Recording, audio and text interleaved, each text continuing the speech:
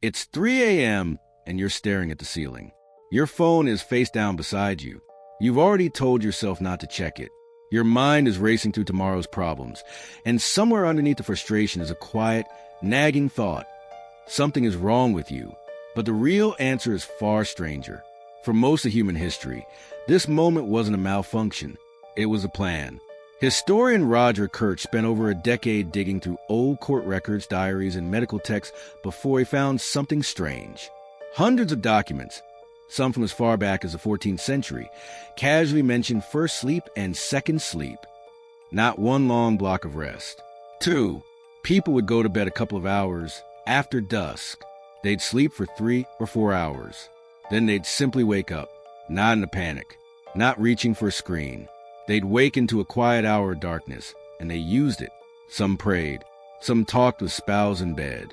Some got up to check the animals, mend a tool, or visit a neighbor who was also awake. Then, when the hour passed, they'd lie back down for a second sleep that carried them to morning. Sound impossible?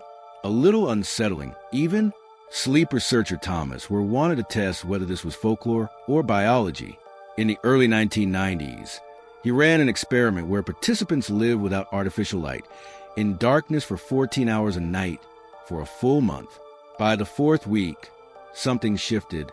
Nearly all of them split into 2 distinct sleep phases, with a period of quiet wakefulness in between. Nobody taught them to do this. Their bodies simply found it on their own. That's the strange part. Segmented sleep isn't a historical quirk.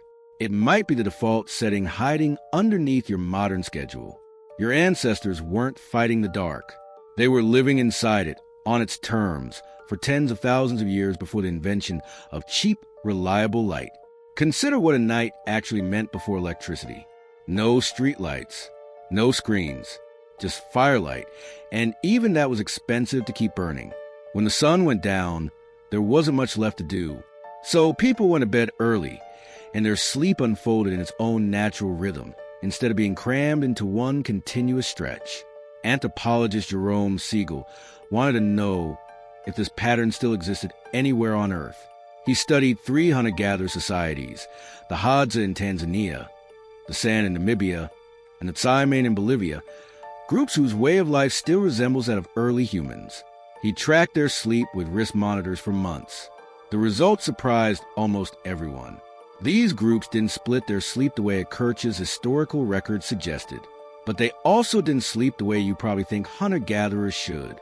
They average around 6.5 hours a night, went to bed hours after sunset, and almost never napped. Their bodies weren't chasing 8 uninterrupted hours. They were following something more flexible, more responsive to temperature and darkness than any clock. So which is it? Segmented sleep or naturally short, continuous sleep? Maybe both. Maybe neither answer is the whole truth, and that's exactly the point. Human sleep was never one fixed pattern. It was a negotiation between your biology and your environment, adjusting itself generation after generation, night after night. Then came artificial light, and the negotiation ended.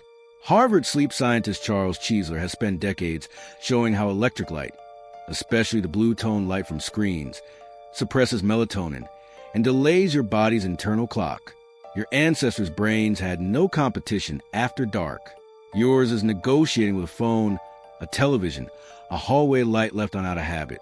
Here's the part that might genuinely change how you see your own worst nights. That block of wakefulness at 3 a.m., the one that makes you spiral about being broken, maybe your body attempting something ancient, a pause your ancestors would have recognized instantly. Not a symptom, a remnant. You're not failing at sleep. You might be running an operating system built for firelight, trying to execute in a world lit by screens. So tonight, when you wake at some strange, dark hour and your mind won't quiet down, try something different. Don't reach for the phone. Don't fight it like a problem to be solved. Just lie there in the dark for a moment, the way humans did for most of their existence, and let your mind wander until sleep decides to come back for you. Because the truth isn't that something is wrong with you at 3 a.m. The truth is that for a few strange, quiet minutes, you might be the most human you'll be all day.